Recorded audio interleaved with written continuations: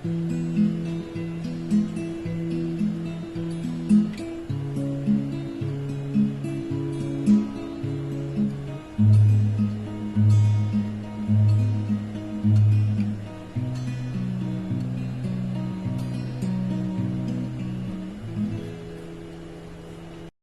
what's up, guys? I'm back here with another episode of the podcast. I decided to come up to Achenbach Trail. I was going to go to the Pine Tree Loop Trail because I wanted to see what kind of vegetation I could find, especially after the rain. But I decided to come here instead for a couple of reasons. One was the sake of time, and then number two was it's easy to remember the Pine Tree Loop Trail, but it's kind of hard to it's easy to forget the Achenbach Trail because it's very off course. It's not very well marked in terms of getting there. If you want to get to the Achenbach Trail, you really have to want to find it. You're not just gonna really happen upon it. But yeah, and then like I said, time is also a factor. So I decided to come to Achenbach. The third reason is because, maybe third reason. I don't know if I stated two reasons or one, whatever. But one of the other reasons I came to Achenbach is because I've been kind of on this cave exploring kick, and there's some caves up here that we can check out. I like to refer to them. We like to refer to them, me and my friends, as the Flintstone Caves because they're very round and Flintstone-esque, but we'll see what kind of shit we can find. It just rained, a couple days ago, or for the last couple days actually, and so, hopefully we can find some cool shit, maybe some wildflowers or whatever. We'll see. All right, stay tuned. So the first plant we come across is the Yucca teculiana, the Tecule Yucca, Tecul. Oh, these fucking stupid asshole ants too. These Pogonomyrmex. But this Yucca, it used to be in the Agave family, but is now, let's see, look at it.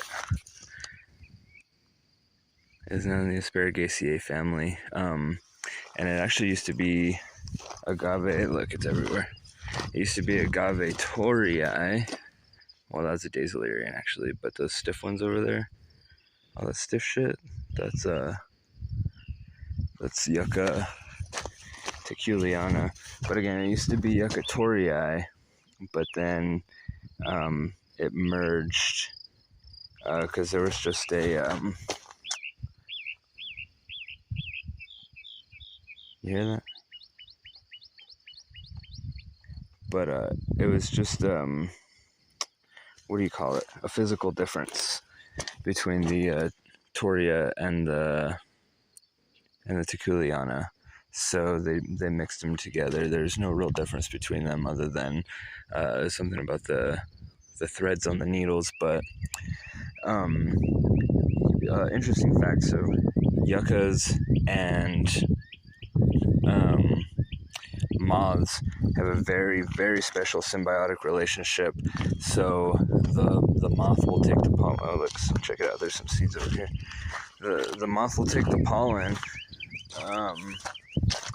and these seeds, they're technically considered capsules, I believe. You see them, but they don't split open. So there are other yuccas that look like this, but the seeds will split open. These ones don't.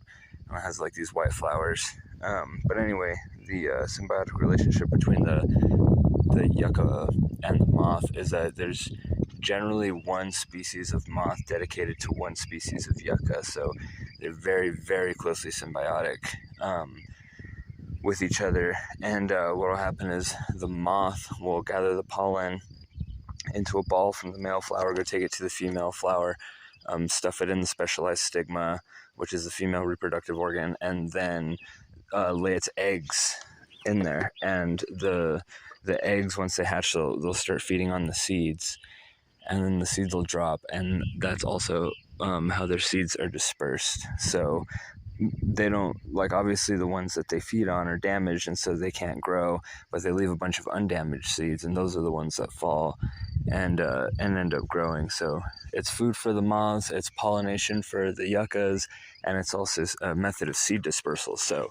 very, very closely symbiotic. So if the particular species of moth that pollinates this, if it goes extinct, this is very likely to go extinct. Although I might just find another pollinator, like the Joshua tree. Is it Yucca brevifolia? From what I've heard, it used to be seed dispersed by giant sloths, way back in the day. But there's obviously no more giant sloths, and they're still here.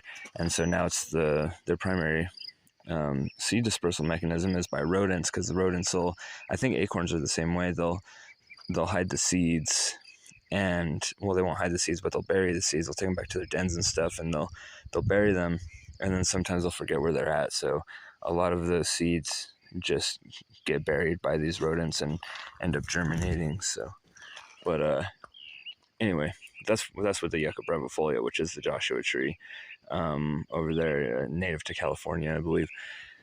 I think Joshua Tree National Park is in California. They're trying to restore it right now. So, but anyway, this one right here is the Yucca. Oh, you can see some fucking crazy ass bug in there. You see that shit?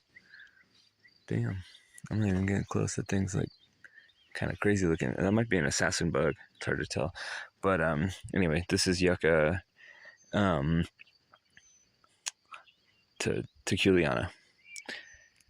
Previously Yucca torii in the Asparagus family. So this is one I was incorrect about. So I was under the impression that the things that grew with cat claws around here are the only things that grew around with cat claw shaped thorns around here. Damn it. Was the cat claw acacia gregii. But after looking more into it, I found out this is mimosa. Damn, what was the epithet? Hold on. Mimosa aculeata carpa. And goddamn, if the stupid shit. Okay, there you go. You see, definitely totally mimosa leaves. When I first ran into this shit, I was like, this has to be cat claw acacia because it's got the cat claw shaped leaves. This is actually cat claw mimosa, but I thought it had to be cat claw acacia because it has the cat claw shaped thorns. But it didn't look right to me, and I was like, well, what the fuck? It looked very mimosa-y based off of the leaves. They're both in the Fabaceae family, but they might even both be in the same subfamily, Mimosidae, something like that, whatever.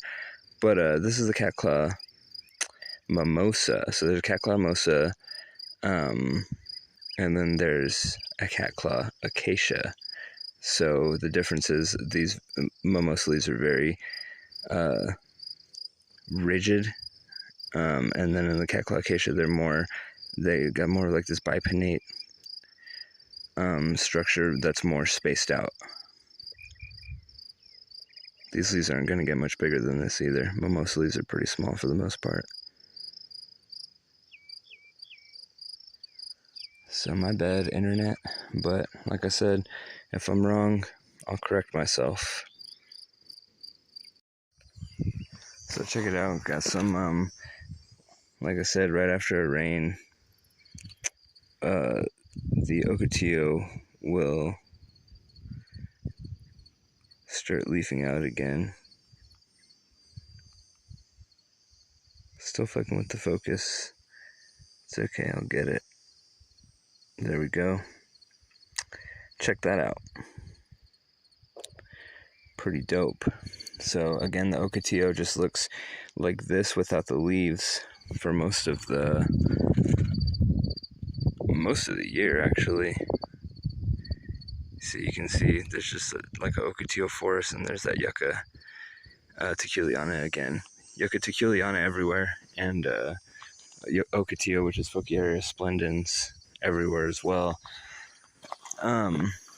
But anyways, it looks like just barren for most of the year. But then a rain will come, just like a rain came, for the past few days, and you'll start getting this green again. It'll start leafing out again, and then once the drought hits, it'll shed its leaves once more.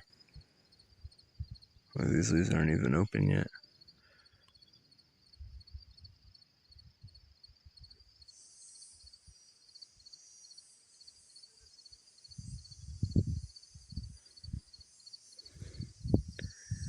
The leaves not even open yet. But anyways, I want to check this out. But I think this is another. Yeah, this is another of those cat claw mimosas. See the little tiny leaves on it. But over here, there's actually, I don't have to go through all the scratchy ass mimosas. But over here, we have a member of the Asparagus family, Achenbach larcifolia, which is Turpentine Bush. It'll have these yellow flowers in a bunch of dead shit, but it'll have these yellow flowers whenever it's in bloom. You can see all the spent flower heads though here, so it's already bloomed, it seems. Achenbach larcifolia, Turpentine Bush, and the Asteraceae family. Here's a nice big fat feral cactus with lasagna for you. One of the episodes I told you the biggest one they ever recorded was 6 feet over in the Franklin Mountains in El Paso. Maybe not in El Paso, but definitely near El Paso. But so you can see the ribbed, recurved spines. It's also got a very deep ribbed system, a deep ribbed stem. So that just allows for better water storage. That kind of rib system does, but you can see it getting as much shade as it can under this prosopis here, glandulosa. You can hear the cicadas too, either scaring off their predators or trying to find some mates. But anyway, yeah, feral cactus with lasagna. It's the cactus that always points, or generally points to the south or southwest. Has these red and yellow kind of orangish flowers, and then produces this yellow fruit that looks like pineapples. It tastes pretty lemony when you eat them, but they're edible. As a matter of fact, every member of the Cactaceae family is edible except for the roots and the spines, obviously. So you can see here something that might be some dried up Asclepias. It's hard to tell because it's dead, but the way that it's forming, the way that it's vining and circling around this, I don't know if we can find any pods. But the way that it's circling around this prosopis, and this is a maintained trail, you can tell based off of, some of the pruning of these yuccas that goes on. But this might be pod, dried up pod. I wonder how they killed it. Interesting. Good thing though, this vining milkweed is a nuisance. There's a bunch of species of Asclepias, but they'll have like this latexy sap, which obviously it's dried up, so it's not going to have any sap in there. But they'll have this latexy sap, and it can cause like dermatitis and stuff. And you see that they just like vine around plants and just suffocate the shit out of them, and they just outcompete them. So yes, milkweeds are monarch butterfly food, but there are the invasive milkweeds as well, and not all of the milkweeds are monarch butterfly food. I'm almost positive it's just certain species of milkweed and that serve as butterfly food. But if you ever see, it's hard to tell you what it looks like. These are the ones that have white flowers and they just vine around, they just take over. I would remove them. So with that last thing being said about the milkweed, there definitely are some good species of Asclepias too. That's why it's good to, like a little June beetle maybe. Maybe that's a cicada, I don't know. Or I think that might be like one of those metallic wasps. Yeah, thing's cool. But anyways, with the last thing being said, there are some, just like amaranthus, whoa, what's up, bud? This guy's just checking me out, but that's okay, whatever. He knows I'm recording a podcast about him. But anyways, but he's not sleeping, he's working. But anyways, just like amaranth, amaranthus, palmeri is the one that we get around here that's, invasive and stuff like that. And I'll compete like the native vegetation. But there are ornamental amaranths that have colorful seeds and colorful flowers that you can buy. So I'm not trying to discourage anyone from growing any type of milkweed, but that particular Asclepias isn't good around here. There are Asclepias that are like native, like to the Gila region and stuff like that, like the antelope horns one, and there's a couple other species that are native out there. But the one that grows here with the white flowers that acts as a weed, particularly in landscape situations, I would kill it for sure.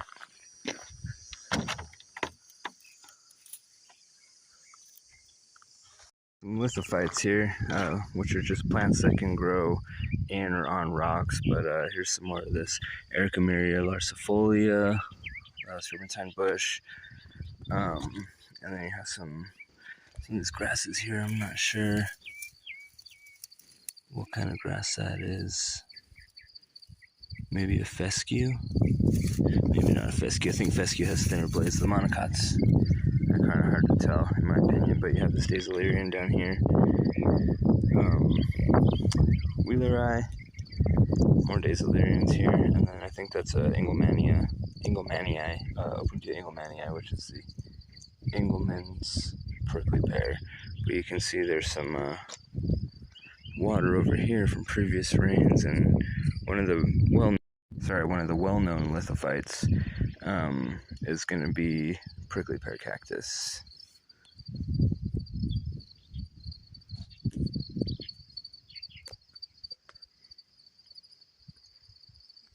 So I'm sitting here trying to figure this out, and I completely forgot that I was even out here. I was just so zoomed into trying to identify this plant that I looked up and I was like, oh shit, I'm still in nature, fuck.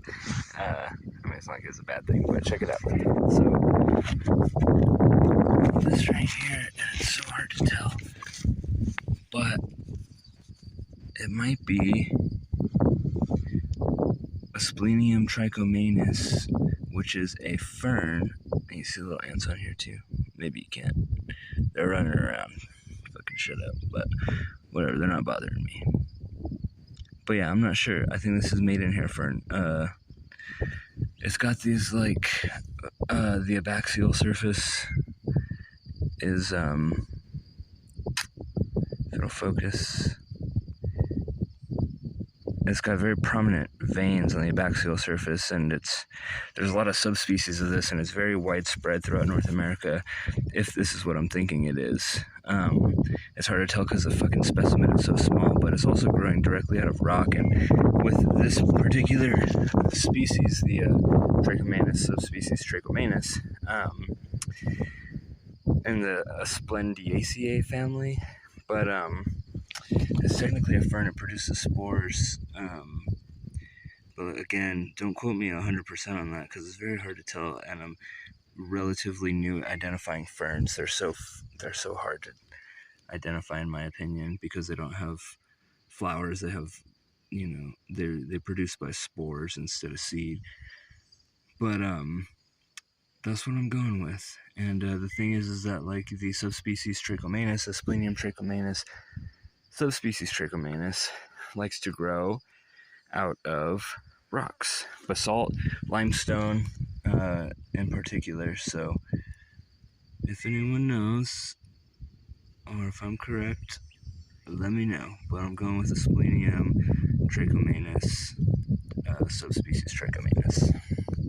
Fucking guy.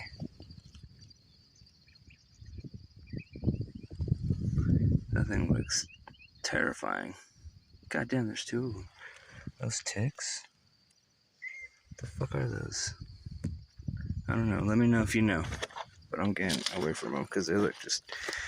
When you see something super bright like that, it's a clear... like in nature, is a clear warning sign to stay away. Look, there's a fucking another one. I don't know what they are, but I'm hoping I didn't get it on my back when I was sitting on that rock trying to identify that fern for a fucking hour. Here's some more Florenzia cernua tarbush. I showed you this before, but I couldn't remember the name, or the whole scientific name, the whole species name, with the genus and the epithet, but it's a cernua, C-E-R-N-U-A. So Florenzia cernua, this is the tarbush. Again, I'm not sure why they call it a tarbush, maybe because the dark is so black. And you gotta imagine that the dark bark might be a problem in the desert, but for some reason it works for this plant because it's just going to absorb all that heat. I don't know. Again, I really have to look into this plant and see. It's just... not sure. But this is what the leaves look like anyway, since you didn't get to see the leaves last time when I was on the La Cueva Trail. And again, and it got kind of windy when I was talking about this plant too, but this is what I was saying when I got windy on the particular trail, is that this plant, it's another one that generally grows around the creosote. So I'm kind of wondering if there's some kind of symbiotic relationship, and then like you have the Engelmann's prickly pear and the Prosopis glandulosa honey mesquite growing in the shade of the tarbush. And there's another nice little feral cactus with Lozanii down there, and some more prickly pears and tarbush.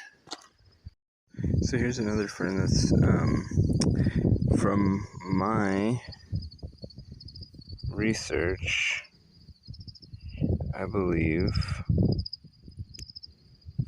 is a Astrolipus.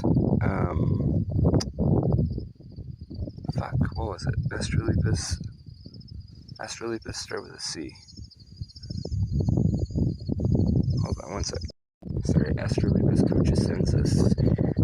I believe is this fern right here, and it has a very like white adaxial surface. The adaxial just means the top of axial means. But anyway, it would be in the same family, the maidenhair fern family, as the last fern we looked at. Hopefully, positively identified. I'm not sure. But also check this out. New Mexico rainbow cactus. Oh, this one actually got ripped out. I should put that back in the ground. Look at that. It got ripped out. I don't know.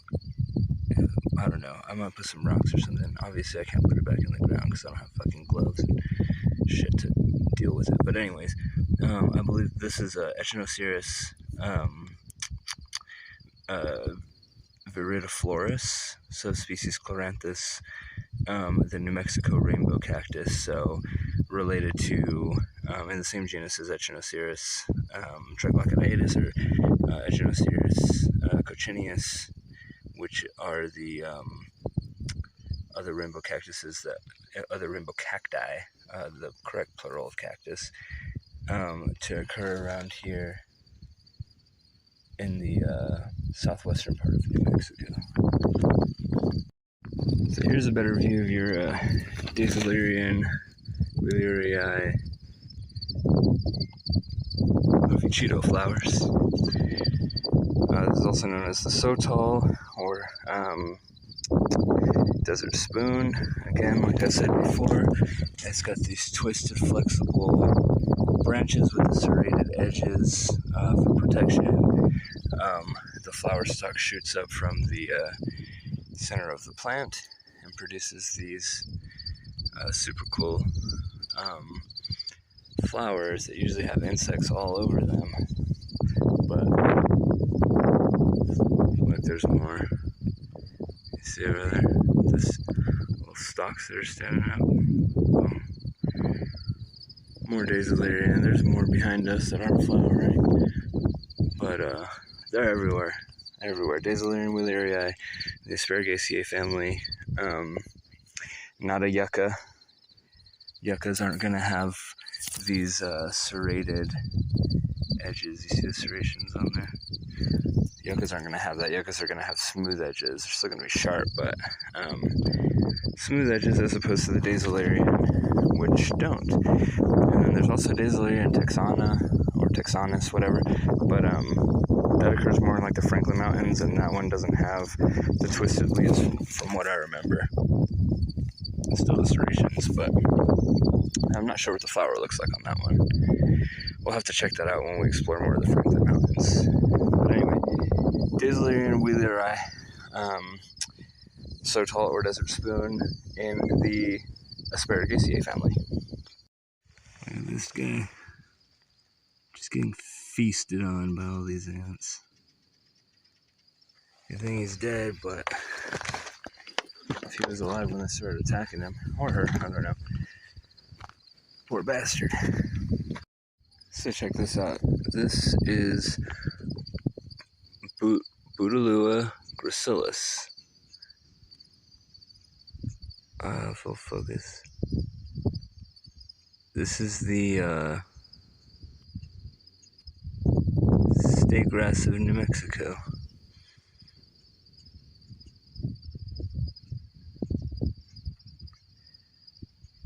Jesus Christ. I still don't understand how I do this shit. Like, bro, just focus where I want you to focus, motherfucker. Whatever. This is the state grass of New Mexico. It is a Bouteloua gracilis, also known as blue grandma, and it has these seed pods. If the shit will focus, I could show you.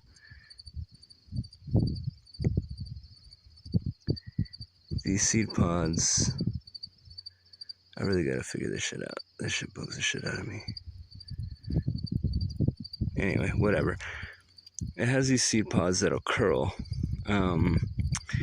And the Native Americans used to make flour for bread out of the seeds of this particular species. It was in the 1970s. It was because it's the most widespread grama species. It might be the most widespread grass species, I think, in New Mexico. But in 1973, I believe, it was dedicated to be the native grass of New Mexico due to how widespread it is. Like I said, they used to make flour for bread with the seeds, but they also, depending on how many branches grew for a current season, they also used to try to predict the weather based off of that using this grass. So a pretty cool little grass, and very significant to the state of New Mexico, and obviously native and can tolerate drought conditions because it's evolved here over millions of years. So kill your lawn and plant some native grasses.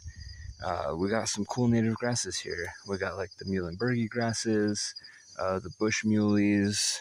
We got these grama species. So plants, types of grasses that don't need constant watering and fertilization. And then if you want, when you're done with them, you could use them as fake eyelashes.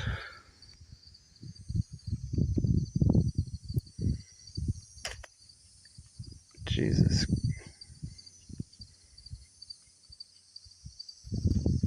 So this right here is some kind of Grandelia species.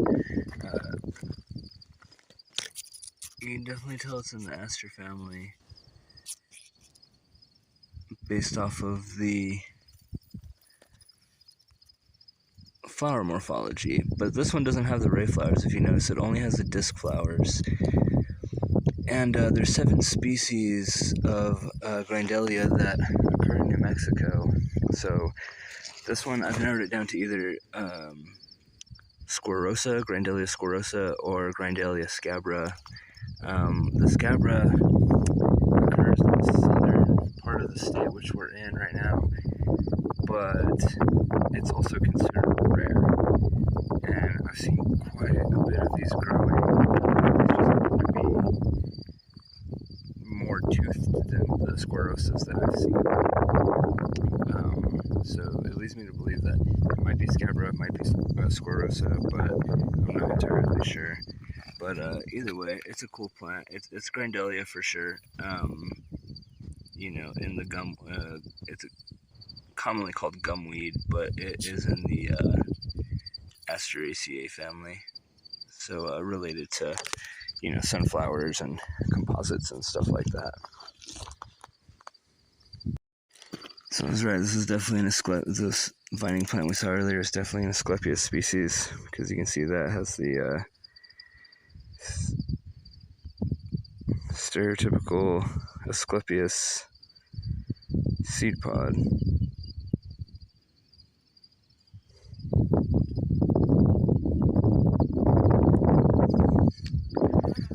Jesus Christ, dude.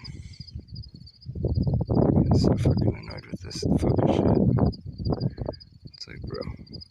Whatever, you can tell this is a seed pod that's split open, and then it has these very hairy light seeds so they can be dispersed by wind very easily. So these are the seed pods you want to look for if you're looking for a Scorpius species. It makes it very, very obvious that you're looking for a Scorpius species. Also, the flower structure too is very unique in the Asclepius genus. Look at this. What a beautiful Echinocereus. Or Echinocereus, whatever, it depends on your accent. But goddamn, that one's super fucking cool.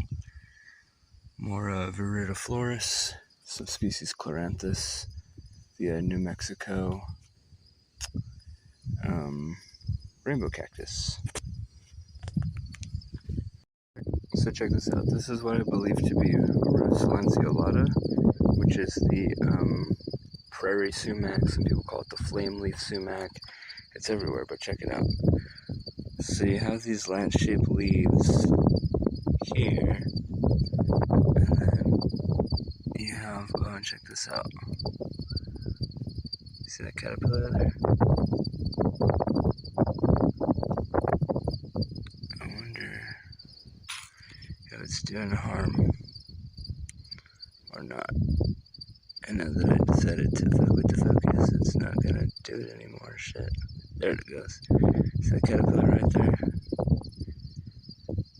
But these are the, this is what makes me believe that it is a flame leaf sumac, because the flame leaf sumac has this panicle of soon to be flowers. So these flower buds, it has this panicle.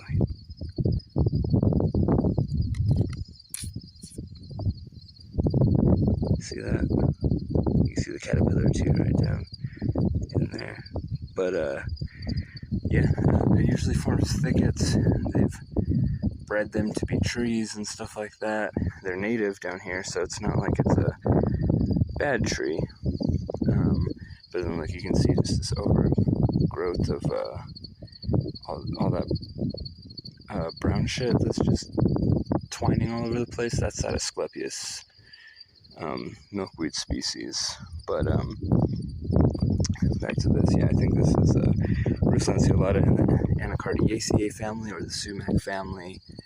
And you also have like your Rus microphylla that I always talk about, and the Rus trilobata that I've mentioned before as well. So those are 3 of the native sumac species down here. And like, you got your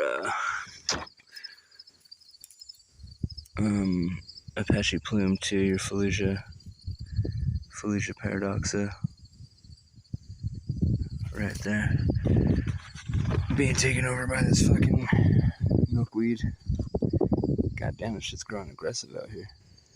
It's crazy.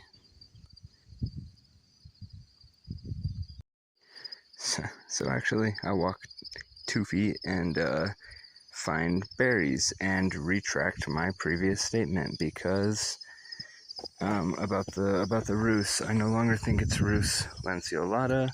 The reason for that is because look at those berries. That has Sapindaceae written all over it. The soapberry family. I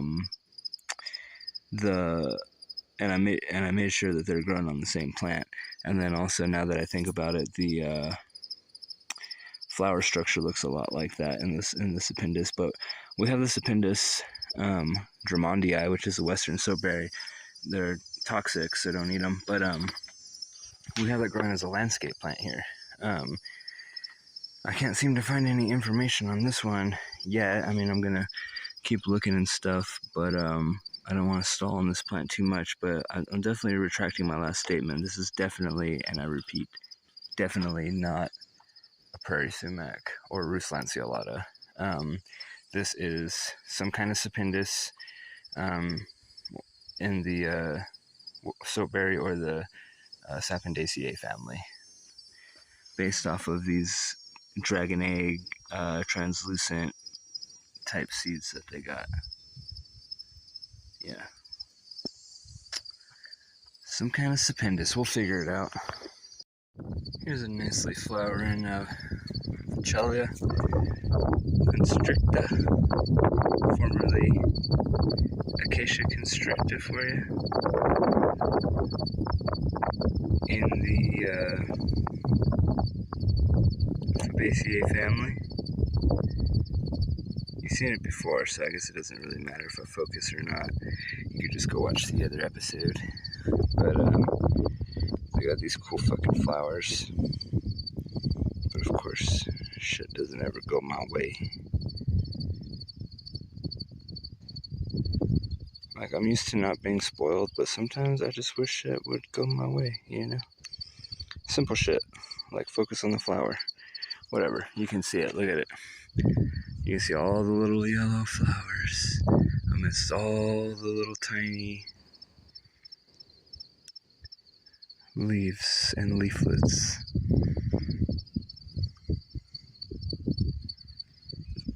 It's a beautiful plant. Goddamn, look at that acacia right there. That whitethorn acacia, Bachelia, I don't know, one or the other. Constricta. I like to put I's before my A's when speaking Latin for some fucking reason, but that's probably the biggest one I've seen. The reason I can tell it's that species is you can't really see it that well with the camera, but you can clearly make out all the yellow pom-pom shaped flowers. But it's a pretty big specimen. I thought it was a desert willow at first, just upon first glance or seeing it on my peripherals, but looking at it now, it's like, no, it's definitely fucking Acacia constricta or Bacella constricta, whatever. Don't come at me, bro. Let's check this out. I think this might be some kind of stem rust, but I don't know. Oh, let's see that. You see all the red on there? I'm not sure what that is. Possibly some kind of stem rust.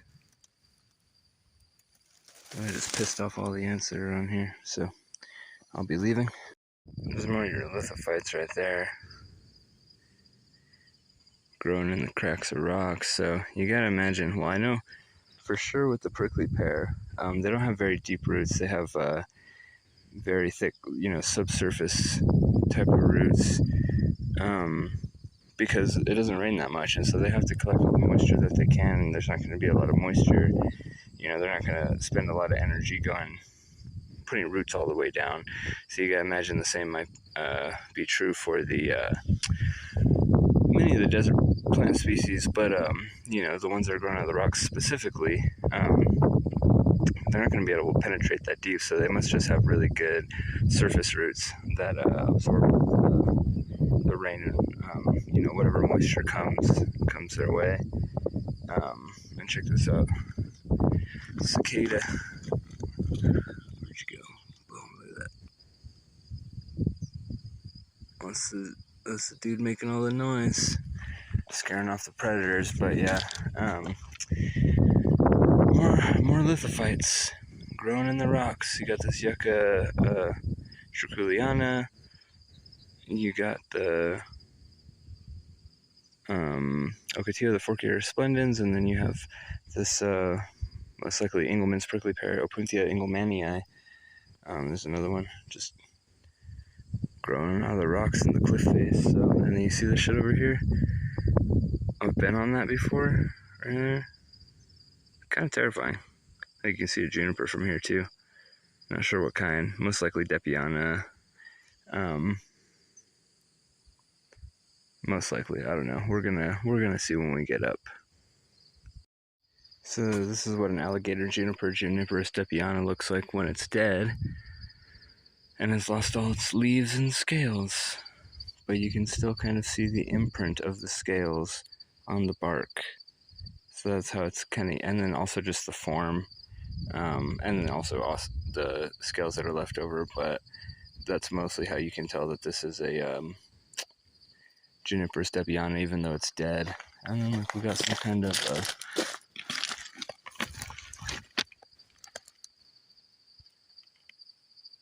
Yucca, agave. Well, it won't be an agave. Maybe some kind of yucca growing here. I'm not sure what kind of yucca it is though. Here's some Cylindropuntia imbricata for you, coming back from the dead. See that? New growth, and there are these hollowed out stems here who've already lost majority of their spines, but you can see these holes here.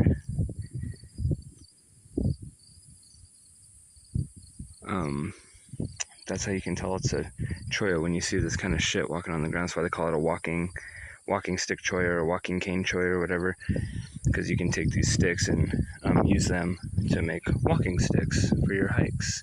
Just make sure that they're not like that, where there's a fucking shit ton of spines still on them. Oh look, there's another pair of cactus for you. Whistledozenii. So check this out, we got two different junipers here. There's this one up here, Juniperus monosperma, one seed juniper, and then this is the one that we saw from across the way. This is the one we saw from over there, that we were guessing was a Juniperus depiana, alligator juniper, and sure enough it is. I don't know if you can see from here. Oh yeah, you can see, look at that alligator scale-like bark. And I showed you a dead one just a second ago too, just so you can get a reference of what it looks like without the bark. But that's the distinguishing feature, is the alligator-shaped bark. But then you have the shreddy type bark up here with this Juniperus monosperma. But they're all over the place. The Juniperus monosperma, the depianas, they're all over the place down here in the southwest. But I don't know if they're all over the place in terms of statewide distribution. Something I would have to look into, or if you know, leave it in the comments. If you're even watching this, you might have better stuff to do. Who knows? Fucking knows. Whatever. Anyways, so I showed you the half dead, half alive juniper, or I've shown you a dead juniper, and I've shown you an alive alligator juniper. So I stumbled on this. Oh, look, a lizard. Did he leave? No, he's still there. See him? Yeah, see him move. So again, half dead, half alive. Still got some green on it. Still got scale-like bark, but it's starting to more or less die. It's dead there in the middle. It's starting to peel off, and then it's got this Celtis reticulata growing here at the base of it. Let's see if we can't find some of those nipple gulls that I was telling you about in the last episode. It's hard to find one of these with absolutely no psyllid damage, but this one's looking fairly clean, actually. Maybe the juniper's protecting it somehow. Interesting. So let's see, because there's another one here that's not under the shade. of a juniper. And this would be all anecdotal evidence if we found nipple galls on this one and not on that one, but still. The first step in the scientific process is to make an observation and then ask a question, right? But I'm not seeing any nipple galls on this either, so maybe the psyllids just aren't that prevalent out here in the base of the Flintstone Hills up here. Let's go see if we can't find that cave, though. Oh, I hope I got that crazy ass. You hear them birds? Oh, it's so sick. Anyway, if you watch the Hiking with Effie episode with my buddy Lauren about the Achenbach Trail, she'll tell you about an adventure that we went on, me, her, and a couple friends, and my son up here. And it was right after it had been raining for a while, so it was deep in the monsoon season, and this little area right here, it was like 106 degrees outside. This area right here just had some water, and there was a little puddle and a little tiny waterfall coming off of here, and I don't think Aiden would have made it, hadn't we found this puddle and a couple other puddles, but this was the most prominent one by far, the most memorable one for sure. So like you have more of these lithophytes over here growing out of this rock. Shit's crazy, man. So again, like I said, they must either,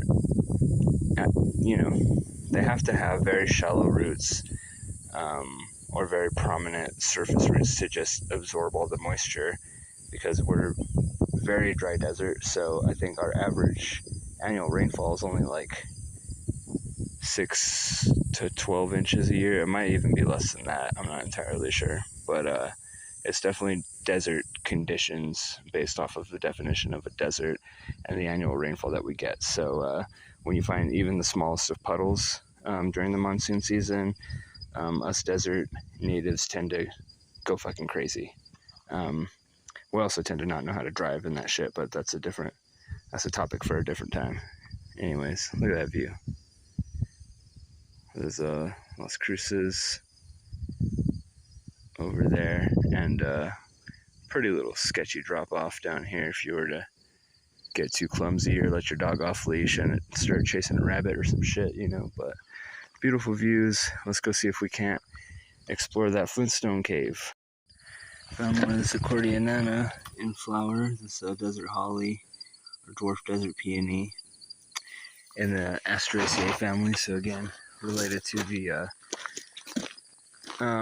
sunflowers and other composites. You can see it's everywhere. All this yellow, brown, dried up shit is everywhere. But it's only every once in a while you come across one that's alive, and it's only every once in a while. See all that? All that is dead. Accordeonana. But then every, even super once in a while, you actually find a flower on one of these motherfuckers. And like I said, I've been searching for years trying to find them in flower, and I usually find them dead, or I'll find them alive but just not flowering. And now all of a sudden I'm finding them flowering everywhere, which is kind of cool because I waited for a long time for this. And also, it's just like when you're looking for a red car when you're driving, all of a sudden you're looking for it, you don't find a red car, but then you see one red car, and then the rest of the cars that you see for the rest of the day, or at least a majority of them, are red. So it's just kind of crazy. I'm seeing this shit everywhere, but like I said, most of it is in this kind of dry, withered up state. We got some rain, so maybe it'll pop back to life, and if we're lucky, I've only found the filaries on them though, or the filaries, however you want to say it, but I haven't found the purple flowers on it yet. So it'll be interesting when I do. That's the next step, is to look for those purple streaks, that form after the filaries. So here's one that's not very showy, but is actually, so I've seen a couple different things. So this is four-winged saltbush, Atriplex canescens, and I've seen a couple different families. It's either in the, I don't know which one is the most current. It's either in the Chenopodiaceae family, which is the goosefoot family, or the Amaranthaceae family, which is the amaranth family. Like I said, one of them was from one website, the other one was from the Forest Service, and it didn't have a date on either article, so I'm not sure which one is the most recent, honestly. But I'll have to check into that. But regardless of the family, this is Atriplex canescens. This is the four-winged saltbush, so it has these very, very minute flowers, and they say that 90% of them are dioecious, meaning that the male flowers and the female flowers occur on separate plants, but then 10% of them are monoecious, where the male and female flowers, the staminate and the pistillate flowers, occur on the same plant. And what was found out about this plant is that it can actually change sexes based off of environmental conditions. Much like the fish in Finding Nemo, or at least from what I've read. But anyways, it can change sexes based off environmental conditions. It's four-winged saltbush, Atriplex canescens, either in the Chenopodiaceae or the Amaranthaceae family. It is also very tolerant. It doesn't have showy flowers. So you got to wonder about pollination of this, especially because they're dioecious, so they have to pollinate somehow, but there's not showy flowers to attract insects or big showy leaves or anything. So kind of interesting how they disperse they might be wind pollinated. Who knows? But anyways, that would make the most sense actually, because they're not very colorful or insect attracting. But anyways, they're tolerant of dry alkaline soils, which our soils are very alkaline because there's high amounts of calcium carbonate in them, CaCO3 for those chemists out there. And it is generally around 8 to 8.5 in the pH range, which is, slightly above neutral, but leaning towards the alkaline or the basic side of things, as opposed to the acidic side. And they're also tolerant of saline soils, hence the name saltbush. So generally speaking, salt tolerant plants will either have glands where they excrete the salts from, or they will have roots that just avoid the salt particles altogether. In the case of salt cedar, they have specialized glands where they push the salt out. In this case, I'm not entirely sure. Most likely the roots are just have adapted to just avoid salt particles. Or they could, on rare occasions, they take the salt up and they use it in specialized structures in the plant that are needed for one reason or another in the plant. So it's interesting, the mechanisms that plants adapt to the ever-changing environment. But like I said, in terms of this one, I'm not entirely sure how it handles salinity. I just know that it can. So here's something you'll see on every white girl's Instagram. Heart-shaped prickly pear pad, yo. So here's a nice little stand of Ephedra trifurca, the longleaf Mormon tea, accompanied by this pretty big barrel cactus, Pharaoh cactus whistlesenia, and then this little friend here. Check it out. This is what the fruits look like. So they're edible, but that one's, all dried out and stuff, so you're not gonna eat that. And then more saltbush for you, more Atriplex. So nice little stand of Atriplex, Canescence, and some Prosopis glandulosa for you, mixed with some more Atriplex and some Ephedra and then some Ferrocactus. So if you ever want to come up here and get high on ephedrine, this is a nice little place to harvest. Here's a familiar one and one we haven't seen all hike. Rus trilobata, the three-leaf sumac in the Anacardiaceae family, being taken over by, or was being taken over by more of this Asclepius species, but seems to be fairly well eradicated up here because all the Asclepias are dead, but none of the natives are. So that's good. Except for the Accordionanas, but those are always fucking dead, so, you know, whatever. What do you think got that poor bastard? Javelina? Coyote? Do javelinas eat deer? I don't fucking know. So here's your Dahlia formosa, or Dahlia, whatever, however you want to say it. The feather pea bush. So it's kind of hard to tell because everything has gone to seed already, but if you can use a little bit of imagination, you can see a little bit of the pinkish color in the where the spent flower, where the actual flower actual inflorescence used to be, but now it's all gone to seed. So it's got this like Achene, I believe, a one-seeded winged seed. And like here's some more Budalua grown in there.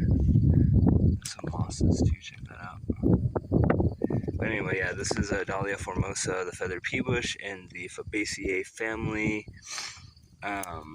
So again, like I've said before, Fabaceae are my favorite family because of their ability to fix nitrogen.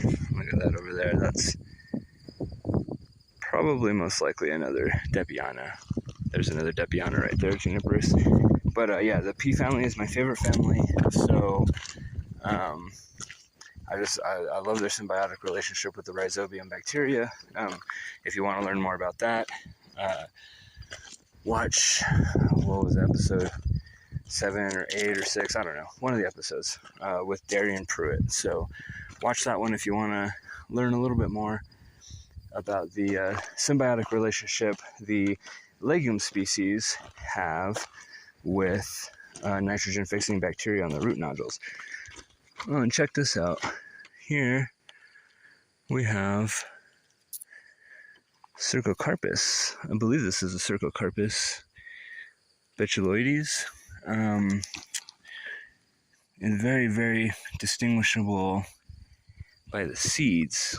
But there are no seeds on this one, so it's hard to tell. But based off of what the leaves look like, I'm thinking Cercocarpus betuloides. If we find one with seeds, well, we can get a positive ID on that. Let's see, look at this.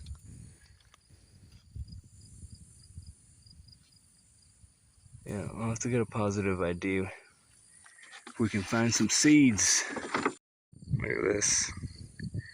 Must be some sort of satanic sex ritual going on up here. Right next to this lovely Juniperus Depiana who's seen it all, and these 3 days of Illyrian Willerii. Who knows, maybe someone was just marking their tracks. Check it out, this is the little Flintstone Cave we're headed to.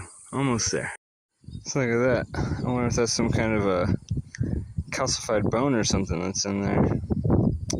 It goes all the way around, and from the look of it, it looks like it, doesn't come up at all from the rock. It looks like it's at the same level, but it's actually a little higher than the rock is. So I don't know if that's part of the rock or if it's just weird.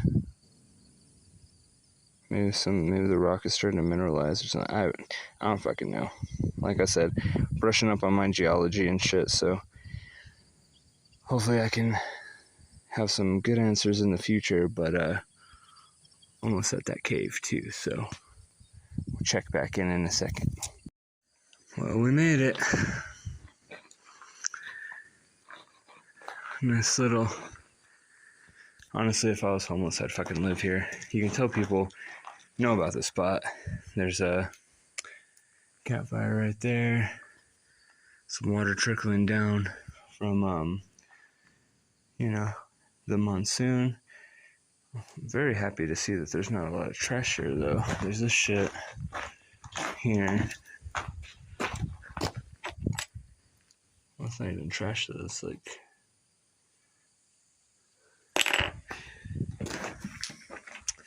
But, yeah. Cool little spot.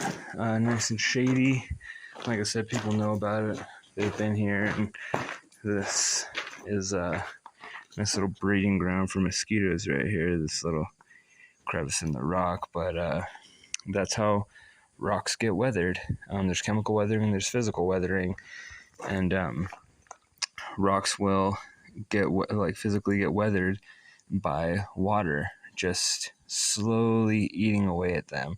And they also get broken down by the lichens and mosses and stuff like that as well. But water will slowly erode the rock away.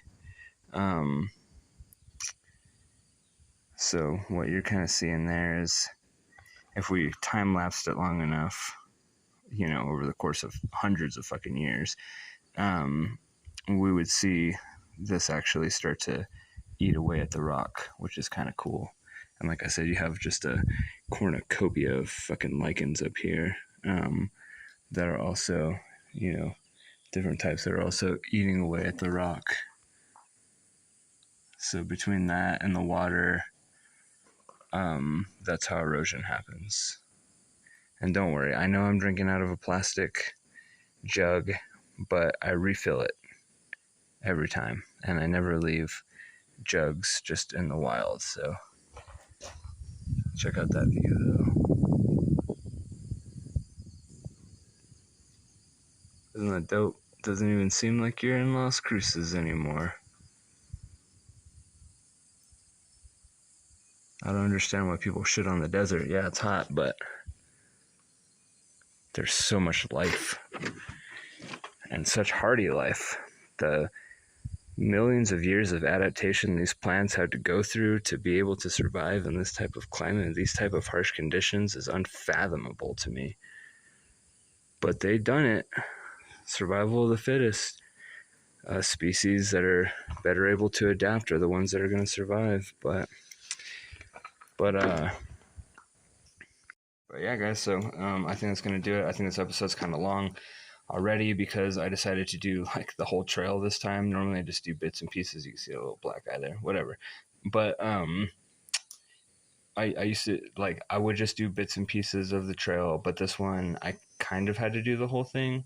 It's not the whole trail because there's like the loop and it veers off into all these other different trails and stuff. And there were actually people that started before me, and they were nowhere to be seen on the entire trail. So I don't know what the fuck happened. They just veered off somewhere. There was multiple different trails that this one, that Achenbach splits off into, and none of them are really marked well. And so you don't really know which ones are social trails, which ones are animal trails, which ones are waterways, and which ones are the trails that are actually maintained by the BLM that you're supposed to be on.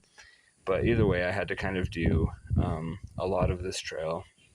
Not all of it, because again, I didn't find the loop or any of that shit, but I'm just going out and back.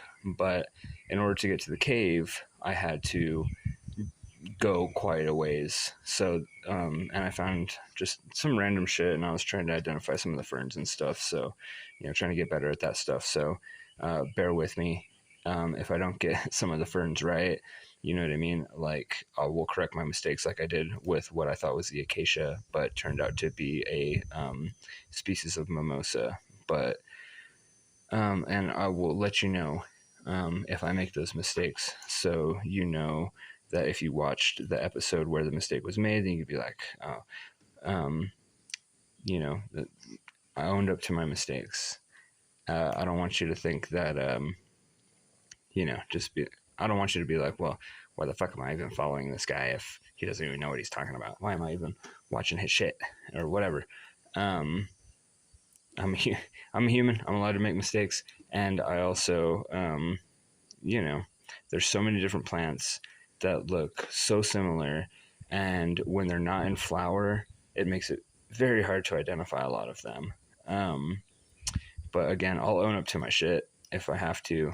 If I have made a mistake or whatever, because I want to spread correct knowledge, and it also forces me to learn, because if I make a mistake in one of the videos and I misidentify a species that I was pretty sure I identified correctly, then I'm not saying I'm going to lose sleep at night over it or whatever, but I'm going to really think like, damn, was that species? And then I'll look deeper into it. I'll research even further. And then if it turns out that it was, cool, all the better. If it turns out that it wasn't, then both I learned something and you learned something from my mistakes. So, it just depends on your perspective. If you make a mistake and you can flip it and correct it and learn from it, then it turns into a lesson. If you don't correct it, you don't learn from it, and you don't learn how to take constructive criticism when you are wrong, then you are just making a mistake, but it's not a lesson. You're not deriving any lessons from it. But again, I don't know why I just go off on these tangents at the end of the video, but, whatever. It's just what is it, thinking out loud, I guess. But regardless, I hope you enjoyed the episode. I'm going out on a whim, trying to identify like different fern species and stuff, but goddamn, the ferns are way harder than the angiosperms or the conifers. So the angiosperms are the easiest because they have the flowers, and then the gymnosperms are hard, but they're the second easiest because they have cones, and the different cones will form in different ways. The ferns, they have spores, and the spores look alike, and then when you're trying to get it down to the species level, sometimes you need microscopy so you can count the amount of spores, on each leaf and shit like that. So, or on each frond, and stuff like that. So, yeah, it's kind of difficult, but that's what I'm saying. I'm trying to get better at it. So, whether that's for me personally or for you or for the channel, whatever it is, I'm trying to get better at it.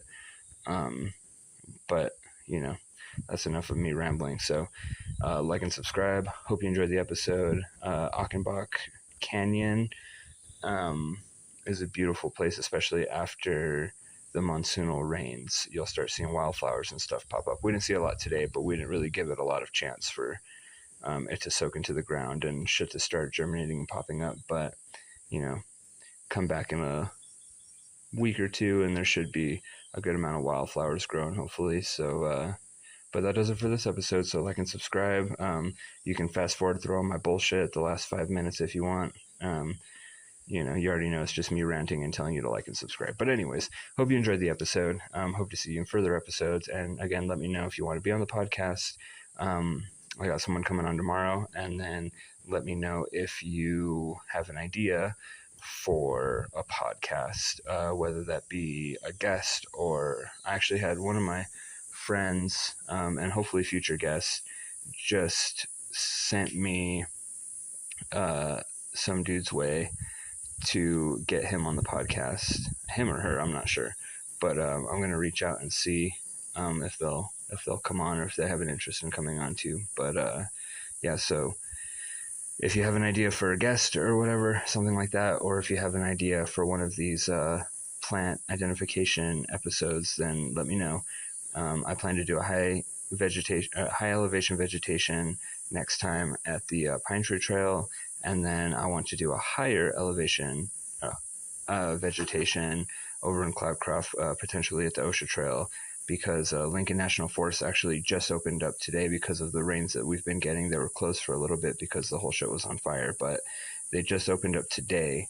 So I'm excited about that because I've wanted to go up to the mountains and do an episode up there. So we'll get into the tree line, start seeing some ponderosa pines and gamble oaks and dug firs and shit like that. So, but anyway, this episode is done. Again, fast forward through the last 6 minutes if you want to. I don't give a shit, really. But like and subscribe if you do or if you don't. See you next time. And, yeah, peace out.